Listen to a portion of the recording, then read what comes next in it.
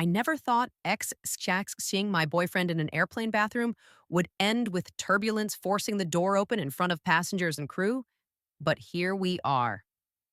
I'm a 29-year-old physician, and this is the story of how one impulsive decision on a red eye flight turned into a viral moment that damaged my professional reputation and fundamentally changed how I think about privacy, spontaneity, and the permanent consequences of temporary thrills. Ryan and I had been together for 2 years when this happened, and honestly, those 2 years had been pretty great overall. We met through a mutual friend's wedding, where we were both in the wedding party, and we hit it off immediately during the rehearsal dinner. He's a corporate lawyer, intelligent and ambitious, with this quick wit and charm that I found incredibly attractive from the start. I'm a physician working in emergency medicine, so I keep irregular hours and deal with high stress situations constantly. And Ryan seemed to understand that about my life, in ways that previous boyfriends hadn't. We balanced each other well. I was more cautious and methodical by nature. He was more spontaneous and willing to take risks, and together we pushed each other out of our respective comfort zones in mostly positive ways. That October, we'd taken 2 weeks off for a beach vacation in Hawaii, our first really extended trip together. It had been absolutely perfect. We'd spent our days swimming and hiking and exploring the islands, our evenings watching sunsets and trying new restaurants, and our nights tangled together in our hotel room with the sound of waves crashing outside. It was the kind of vacation that makes you fall in love with your partner all over again, that reminds you why you're together and makes you excited about your future. We were both completely relaxed and happy, that specific kind of contentment that only comes from truly unplugging from regular life for an extended period. Our flight home was a red eye leaving Honolulu around 11 p.m., scheduled to land in San Francisco around 7 in the morning. The Boeing 737 was maybe a third full at most, which isn't unusual for late-night weekday flights. Most passengers were either business travelers trying to sleep or families with exhausted children. The cabin lights were dimmed almost immediately after takeoff, and within an hour, most people had settled down to sleep with blankets and neck pillows.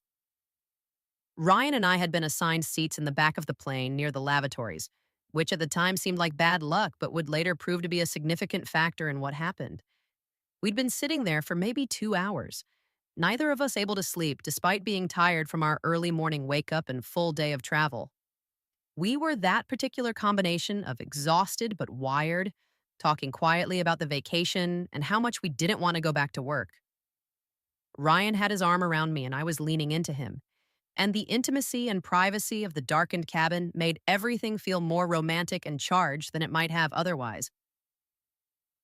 At some point, Ryan leaned over and whispered in my ear that he'd always fantasized about joining the Mile High Club, that there was something incredibly exciting about the idea of being intimate on an airplane with all these people nearby but unaware. I laughed at first, thinking he was joking, but he persisted, his hand moving up my thigh under the blanket we were sharing. He said the flight attendants were up front taking their break, that most passengers were asleep, that the bathrooms in the back were right there and we could slip in quickly and be back before anyone noticed. I should have said no immediately. Should have recognized this as a terrible idea with way too many potential consequences. But I was in that post-vacation mindset where normal rules felt suspended, where the version of myself I'd been on the beach felt braver and more adventurous than my regular life self. Plus, I'd had a couple of drinks during the flight, just enough to lower my inhibitions and make Ryan's suggestion seem exciting rather than reckless. I found myself agreeing, feeling this rush of adrenaline and anticipation at the thought of doing something forbidden and daring. We waited until we were sure the flight attendants weren't looking. Then Ryan got up first and walked casually to the lavatory, slipping inside and leaving the door unlocked. I waited about 30 seconds, my heart already pounding, then followed him, moving as quietly and naturally as I could manage. The airplane bathroom was tiny, barely enough room for one person to turn around comfortably, let alone two people trying to be intimate. We had to arrange ourselves awkwardly, both of us trying not to laugh at the absurdity of the logistics while also being hyper-aware that we needed to stay quiet. The space was cramped and uncomfortable and smelled like airplane bathroom chemicals, which should have killed the mood entirely, but the sheer forbidden nature of what we were doing somehow made it exciting anyway. We were trying to be as silent as possible, hyper conscious of every sound we made, every movement that might cause the walls to creak or make noise that would carry into the cabin. Every few seconds, we'd freeze at some sound from outside, a passenger coughing, footsteps in the aisle, the creak of someone shifting in their seat, and the constant near discovery just amplified the intensity of the experience. We'd been in there maybe 5 or 6 minutes, both of us completely absorbed in each other and in the thrill of what we were doing, when suddenly the entire plane jolted violently. It wasn't the gentle bump of mild turbulence that you can mostly ignore, but a serious drop that felt like the plane had fallen several feet in an instant before catching itself. My stomach lurched and I instinctively grabbed onto Ryan for stability, both of us thrown off balance in the already cramped space. The overhead announcement system immediately crackled to life with that distinctive chime, and the pilot's voice came through telling everyone to return to their seats immediately and fasten their seatbelts, that they were experiencing unexpected severe turbulence and would be climbing to a higher altitude to get out of it. The plane was bucking and shaking, and in our panic to hold onto something stable, Ryan's elbow or shoulder must have hit the door lock mechanism because suddenly the door swung open, not just unlatched, but actually swinging out into the aisle. Time seemed to slow down as that door opened, and I saw what was outside. A flight attendant was in the aisle maybe 10 feet away, heading back to check that everyone had their seatbelts fastened, and she stopped dead in her tracks, staring at us with her mouth actually hanging open in shock. Behind her, I could see several passengers who were still awake, and every single one of them was now looking directly at us, at me, and Ryan, obviously disheveled and clearly caught in the middle of something we absolutely should not have been doing. For a frozen moment, nobody moved or said anything.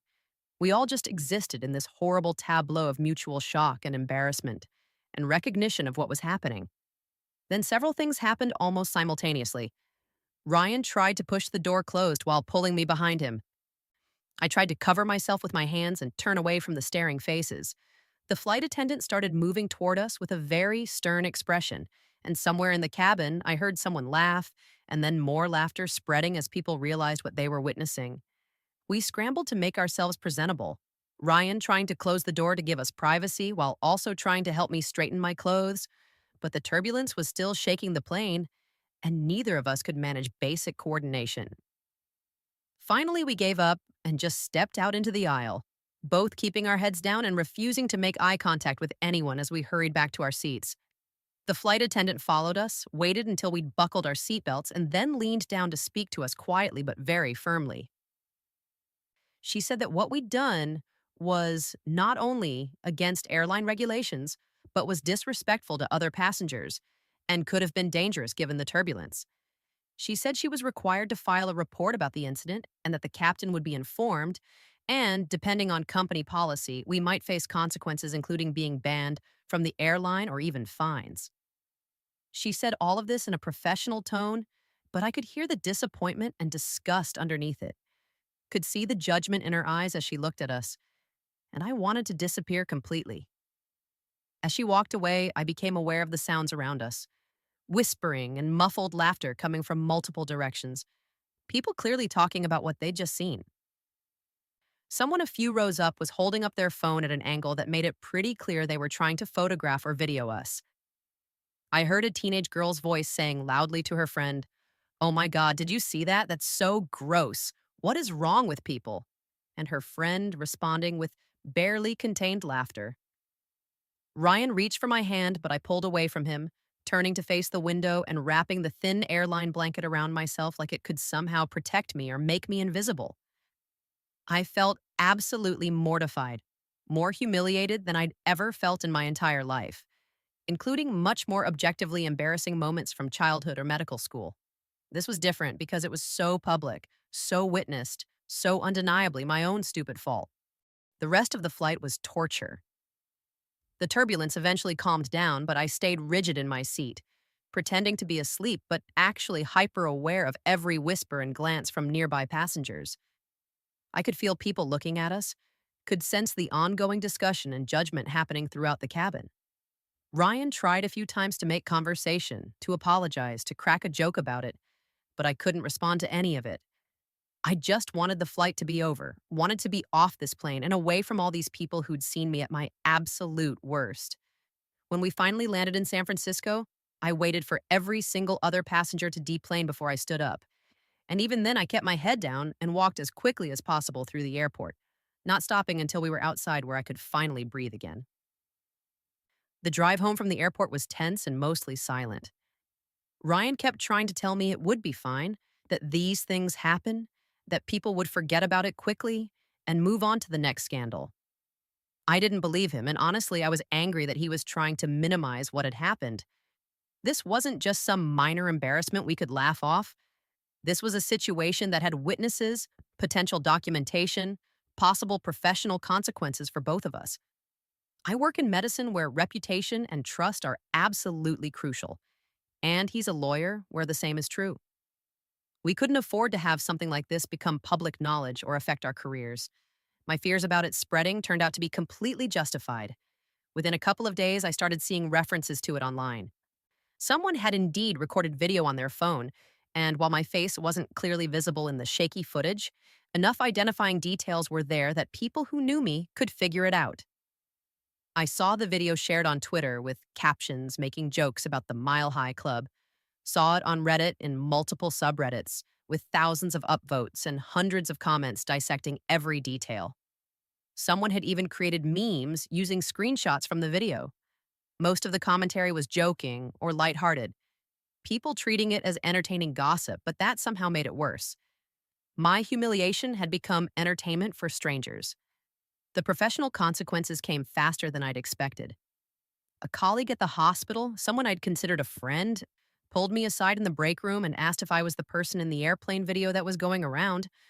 I tried to deny it, but my face must have given me away, because she just nodded sympathetically and said she wouldn't tell anyone, but that I should know people were talking about it. Later that week, the hospital administrator called me in for what she termed a courtesy conversation, where she didn't directly reference the video but made it very clear that doctors were held to high standards of public behavior and that anything that reflected poorly on the hospital's reputation was taken very seriously. The message was clear. They knew, and I needed to be more careful or there would be actual consequences. Ryan was dealing with similar issues at his law firm. Corporate law is all about image and client confidence. And having a video circulating of you joining the Mile High Club doesn't exactly project the serious professional image firms want their associates to maintain. His managing partner made some pointed comments during a meeting about maintaining professional standards both inside and outside the office. Ryan tried to brush it off, but I could tell he was worried. And that made me even angrier because his spontaneous idea had put both our careers at risk. We fought about it repeatedly over the next few weeks. He kept insisting that I was overreacting, that it would blow over, that people had short memories and would move on to the next thing. I argued that he didn't get to decide how I felt about being humiliated publicly, that he was the one who'd pressured me into doing it in the first place, that he never seemed to think through consequences before acting on impulses. He countered that I'd agreed to it enthusiastically, that I couldn't blame him for my own choices, that I was being paranoid about the professional impact. Round and round we went, never really resolving anything, just hurting each other with every conversation. I stopped flying for months after that incident, finding excuses to take trains or drive, even when it was significantly less convenient. The thought of being in an airplane again, of walking past bathrooms and remembering that moment, of potentially being recognized by flight attendants or passengers, was too much to handle. Even seeing airplanes flying overhead would trigger this visceral sense of embarrassment and regret. My boundaries around public affection became much stricter. I didn't want to hold hands in crowded places, didn't want to kiss goodbye at airports or train stations, constantly afraid that any display of intimacy might be witnessed and judged and potentially recorded and shared online. Ryan tried hard to make things right between us, to show me he understood how much the incident had affected me and that he was sorry for his role in it. He suggested we see a couples therapist to work through the trust and communication issues that the airplane incident had brought to the surface. I was resistant at first, feeling like therapy was an admission that our relationship was in serious trouble, but eventually agreed. The therapist helped us understand that we had fundamentally different risk tolerances and comfort levels with public attention, and that we needed to respect those differences rather than pressuring each other to change. It was helpful but also kind of sad, realizing that this person I loved so much saw the world so differently than I did. 6 months after the incident, things between us had improved somewhat, but we'd never fully recovered the ease and trust we'd had before. The airplane bathroom had become this thing between us, this unresolved issue that colored every interaction. I'd caught myself becoming more controlling and anxious, always needing to know exactly what was happening and refusing to be spontaneous about anything. Ryan had become more withdrawn and less open with me, probably afraid that sharing his thoughts would lead to another fight. We were both trying, but it felt like we were working really hard to maintain something that used to come naturally. The professional impact took longer to dissipate than the personal embarrassment, though both lingered far longer than Ryan had predicted. It took nearly a year before I stopped worrying that every new patient or colleague had seen the video and recognized me.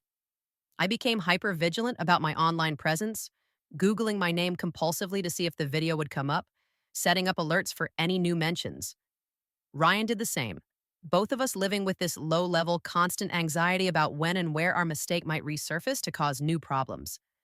Now, almost 2 years later, Ryan and I are still together, but everything is different. We got through it, but we're not the same couple we were before that flight. I'm more cautious and less trusting, always considering worst case scenarios and potential consequences before agreeing to anything. Ryan is less spontaneous and more serious. The playful impulsiveness that I'd initially found attractive now tempered by the memory of how badly that can go wrong. We still love each other, and we're still building a life together, but there's a guardedness now that wasn't there before, a mutual awareness that we're both capable of making choices that hurt the other person even when we don't mean to. The airplane bathroom incident taught me lessons I wish I'd learned some other way. It taught me that spontaneity and risk taking have a place in life, but that place needs to be carefully chosen and thought through. It taught me that one moment of poor judgment can create consequences that last for years and affect every aspect of your life. It taught me that privacy is increasingly impossible in a world where everyone has cameras and everything gets shared online. Most painfully, it taught me that sometimes the people we love and trust will suggest things that aren't in our best interest, and we need to be strong enough to say no, even when we're caught up in the moment and want to say yes. I still see airplanes and think about that night, still feel a flutter of residual anxiety and embarrassment, even though rationally I know most people have forgotten all about it by now. The video is still out there somewhere in the vast archives of the internet, probably impossible to fully erase, a permanent record of the worst decision I've made as an adult. But I've learned to live with that, to accept it as part of my history that I can't change, only learn from. And I have learned from it, learned to protect my privacy more carefully, to think through consequences more thoroughly, to trust my own judgment over anyone else's pressure or persuasion, and to understand that some thrills really aren't worth the price you end up paying.